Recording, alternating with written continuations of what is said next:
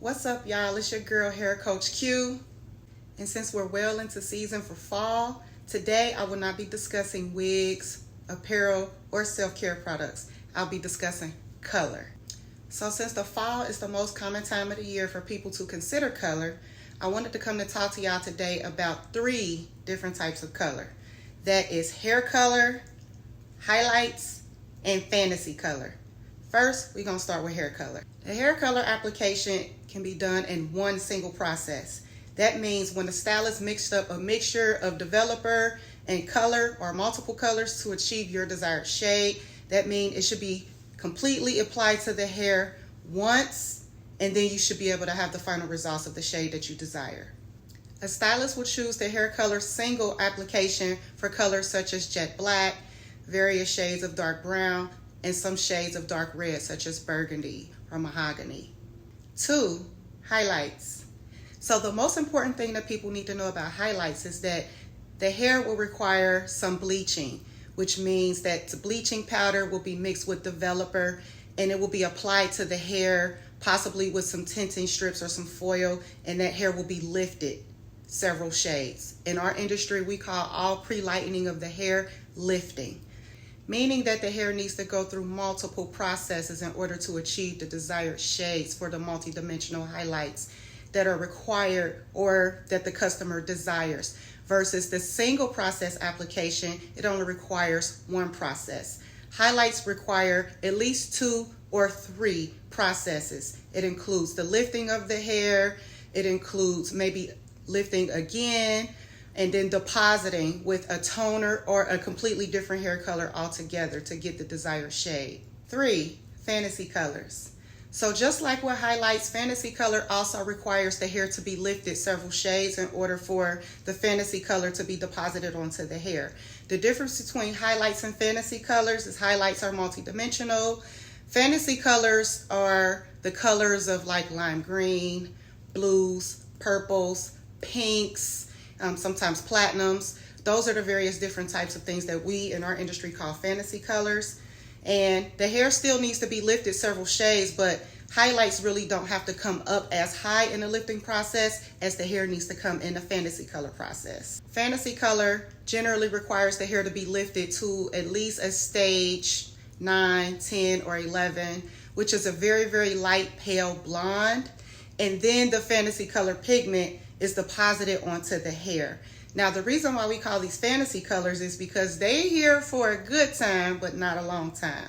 The fantasy color pigments are very, very light. They're not very heavy, so they don't stain the hair for a long time, which means they come off very easily in between shampooing, okay? So that's something that people really, really, truly need to understand, because fantasy color is expensive, but it don't typically last as long. And sometimes people can misunderstand things because they have this hefty price tag for this color that required a great deal of skill, knowledge, product, and time. But then they like, after my first or second shampoo, my color gone. This girl, she messed up my hair.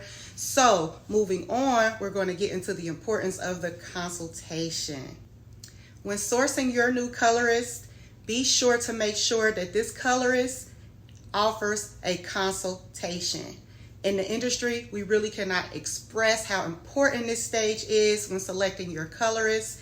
It is highly important, and I'm about to get into the details of why it's so important here. The consultation serves as an opportunity for you to have a conversation with a particular stylist that you vetted to determine, 1, if the two of you are a good fit or your personality is going to mesh.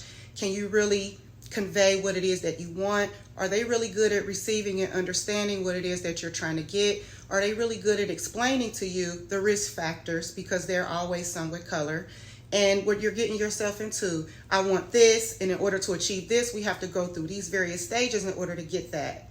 The stylist also needs to understand things about your history that may or may not make you a good candidate for the color that you're asking for, such as any underlying health conditions, any lifestyle changes that can really contraindicate with what you're asking for. A really good example is I recently became a swimmer, and now I think I'm a fish. I swim at least 3 times a week.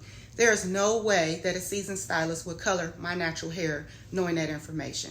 It just wouldn't be a good fit, okay?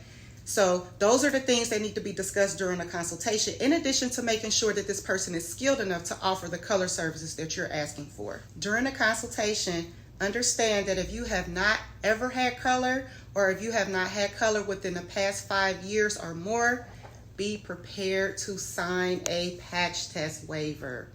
Y'all like, Dad, Q, I gotta sign a patch test waiver? Nah, why I gotta do all that? Yes, you do. Because the simplest way to say this is just people be lying.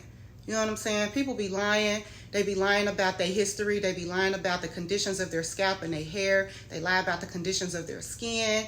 They lie about their contact with color. They lie about what type of color has been on their hair previously before they even sat in your chair. And then you got that time of the year where it's like income tax season. They got the money, so they ready to spend it. And they gonna say whatever they need to say to get it. Don't be fooled. So the patch test waiver serves as an acknowledgement that you understand everything that was discussed during the consultation, and that by doing the patch test, you have acknowledged that you're possibly going to be exposed to a harsh chemical that you may be allergic to. And it also protects the stylist and the owner of the salon in the event of a lawsuit. So just to recap, during this conversation, we discussed 4 different things. We discussed hair color, we discussed highlights, we discussed fantasy color, and the most important thing, we discovered the importance of the consultation.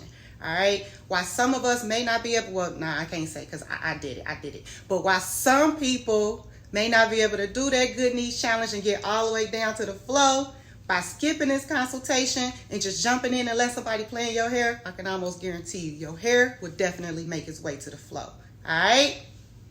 So don't skip that. Don't skip it. I'm talking to you. Don't you skip it. Major shout out to my girl, Marian. It was her idea. She was the one that gave me the name Hair Coach Q. I love it. It's brilliant. I'm sticking with it. And recently, y'all, Marian just had a birthday. So if y'all can do me a favor and just jump in the comments real quick and tell my girl Marian happy birthday, that would be very, very, very much appreciated. I hope y'all enjoyed this video. I'm out. Later.